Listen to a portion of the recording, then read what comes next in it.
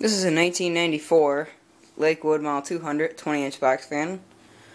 This was one of the fans from that 3-box fan video. It's got a new motor in it now. It's got the motor from a 2001 Lakewood 200. Because I put this motor in a much better 95 223 cabinet, which had no rust in it and was perfectly straight. This one was really bent when I got it, but I actually got it all straightened out. It's just rusty in the bottom now. It's got a newer grill with the Lakewood thing and the little thing in the center, and then of course I had to use this back grill because it has a boombox cord. No cord comes out down there anymore. I don't have a knob for it, which kind of sucks. But that's alright, doesn't matter. This thing's probably going to get parted out anyway if I ever need any parts. It's just a fan I threw together when I was bored because I didn't have anything else to do.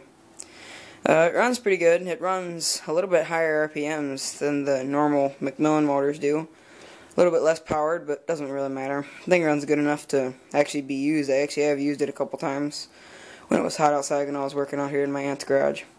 Anyway, that's it for this video. So, as usual, thank you for watching, and hope all you guys enjoyed.